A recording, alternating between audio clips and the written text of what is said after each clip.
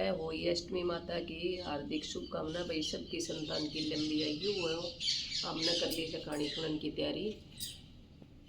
यो एक मत भाई जल भर लियो से और ये मिठो ये दर दिया से और एक कमो ये नाच की बदली से और ये सूट दर दिया से और ये बम सासू को पड़त्याणी हो रही से हमारी थोड़ी लेट आउण में तो न्यूली भाई थम सुन लियो। इसी की तो तना सुनानी आवे से फिर मैं बाद में आ जाऊंगी, वह बीच में आ जाएगी तो ठीक से। तो भाई सबने हार्दिक शुभकामना, सबकी संतान की लंबी आयु हो, सबका घर में सुख शांति बनी हो, बनी रहो। तो ये कथा शुरू करा से हम आपके लिए अहोई अष्टमी व्रत की पौराणिक कथा लेकर आए हैं। प्राचीन समय की बात है, एक साहूकार था जिसके 7 बेटे और 7 बहुएं थी। उस साहूकार की एक बेटी भी थी जो दीपावली पर ससुराल से मायके आई हुई थी। दीपावली पर घर को लीपने के लिए सातों बहुएं मिट्टी लेने जंगल में गई, तो साहूकार की बेटी भी उनके साथ चली गई। साहूकार की बेटी जहाँ मिट्टी खोद रही थी, उस स्थान पर स्याऊ अपने बच्चों के साथ रहती थी। मिट्टी खोदते हुए गलती से साहूकार की बेटी की खुरपी की चोट से स्याऊ का बच्चा मर गया। इस पर क्रोधित होकर स्याऊ बोली, तुमने मेरे बच्चे को मारा है, अब मैं तुम्हारी कोख बांधूंगी।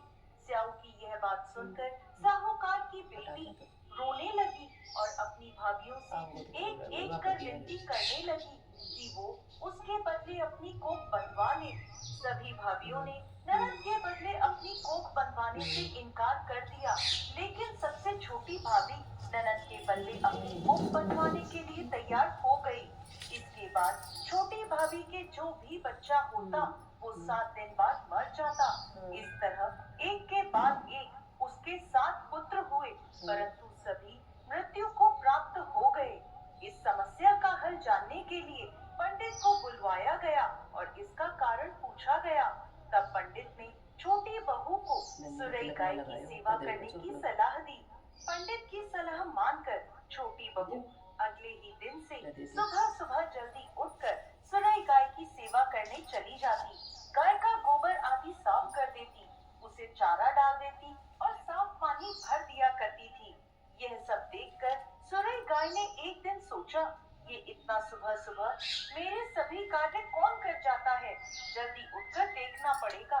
अगले दिन सुरई गाय सुबह सुबह तड़के उठकर बैठ गई तो देखती है कि साहूकार की छोटी बहू आई और उसका गोबर उठाकर चारा डालकर साफ पानी भरने लगी।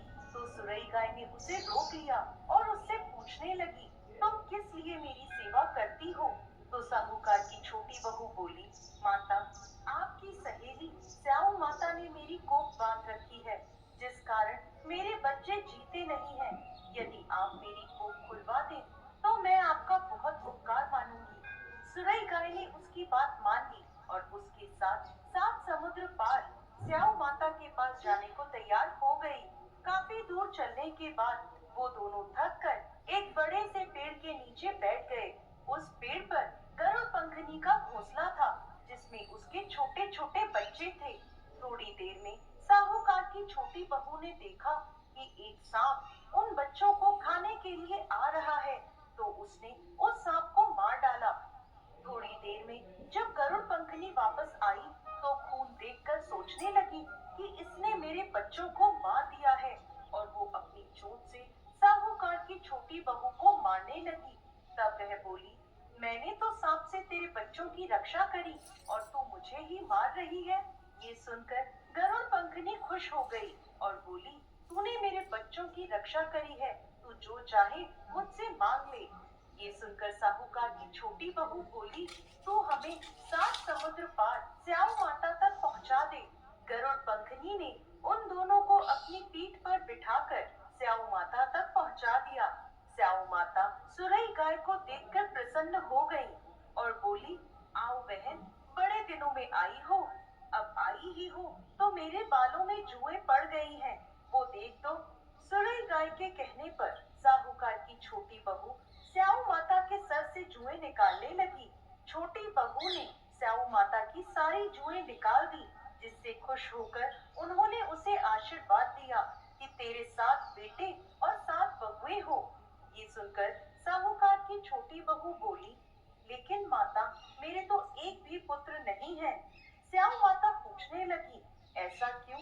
तो साहूकार की छोटी बहू बोली, पहले आप मुझे 7 बेटे और 7 बहुओं का आशीर्वाद दें, उसके बाद मैं आपको बताऊंगी। स्याऊ माता ने उसे वचन दे दिया। तब साहूकार की छोटी बहू बोली, माता, आपने मेरी कोख बांध रखी है, यदि आप उसे खोल दें तो मेरे 7 पुत्र और 7 बहुएं हो जाएं।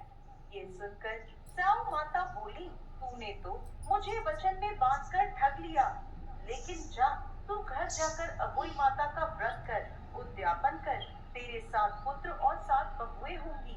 छोटी बहू वापस अपने घर आई तो देखती है तो उसके 7 बेटे और 7 बहुएं घर में बैठे मिले। ये देखकर छोटी बहू बहुत प्रसन्न हुई। अहोई अष्टमी का दिन आया तो साहूकार की छोटी बहू ने 7 अहोई बनाकर 7 कढ़ाई दी। उधर उसकी जेठानियां कहने लगी, जल्दी जल्दी सब पूजा पाठ कर लो, अभी छोटी बहू का रोना धोना शुरू हो जाएगा। पूजा के बाद भी जब छोटी बहू की कोई आवाज नहीं आई तो उन्होंने जानकारी लेने के लिए अपने बच्चों को भेजा। बच्चों ने वापस जाके अपनी माँ को बताया कि वहाँ तो अहोई अष्टमी के उद्यापन का कार्यक्रम चल रहा है। ये सुनकर सभी जेठानियां दौड़ी दौड़ी छोटी बहू के घर पहुंची तो देखती हैं कि छोटी बहू के आंगन में उसके 7 बेटे 7 बहुएं हैं और छोटी बहू उद्यापन का कार्यक्रम कर रही है। ये देख वो छोटी बहू से पूछने लगी तो वो बोली, मुझ पर अहोई माता की कृपा हुई है। हे अहोई माता, जैसे पहले साहूकार की छोटी बहू की कोख बांधी वैसे किसी की मत बांधना, और बाद में जैसे उसे 7 पुत्र दिए, उन्हें लंबी आयु दी, वैसे ही इस कथा को कहने वाले, सुनने वाले और हुकारा भरने वाले सब पर कृपा करना। जय अहोई माता। ये भी एक गणेश की कथा सुनाऊं छू, वह सुन लो। गणेश बाबू थो, छोटो बालक का रूप में हांडा थो, एक मुट्ठी चावल और थोड़ा सा दूध लेके चम्मच में, भाई कोई खीर बना दो, पूरी नगरी में हांड्यो। दोनों का यो बालक से यो बावड़ो हो रहो है कि एक चोटी चावल की और एक चम्मच दूध की के खीर बनाए से।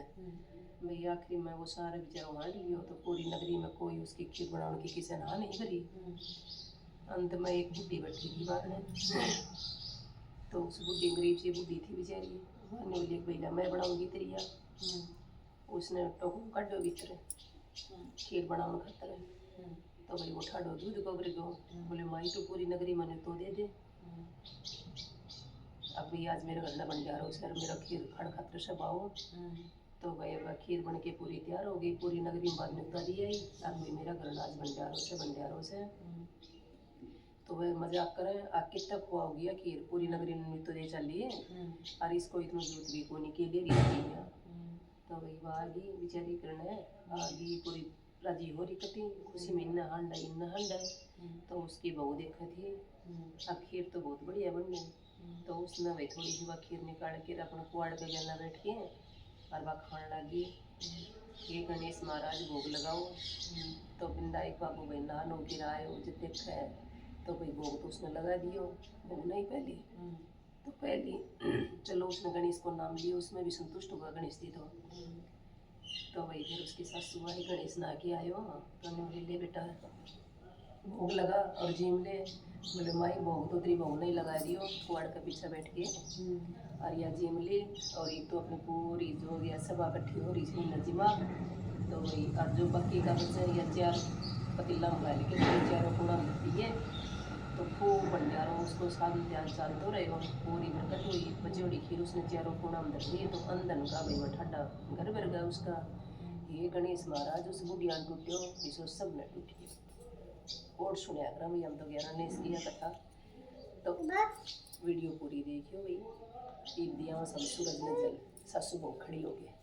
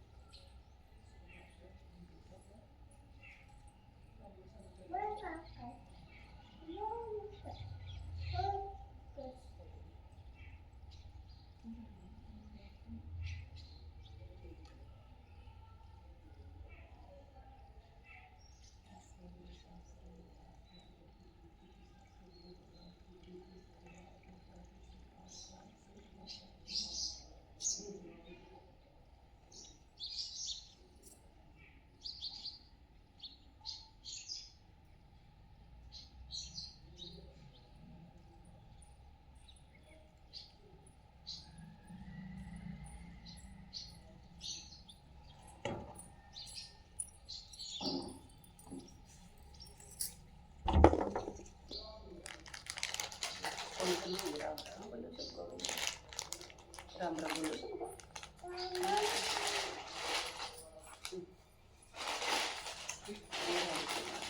सारी भगवान मनोकामना पूरी करो, टूटी लाओ, पुत्री फलो, सदा सुहागन रहो, तेरी सारी मनोकामना पूरी करो भाई।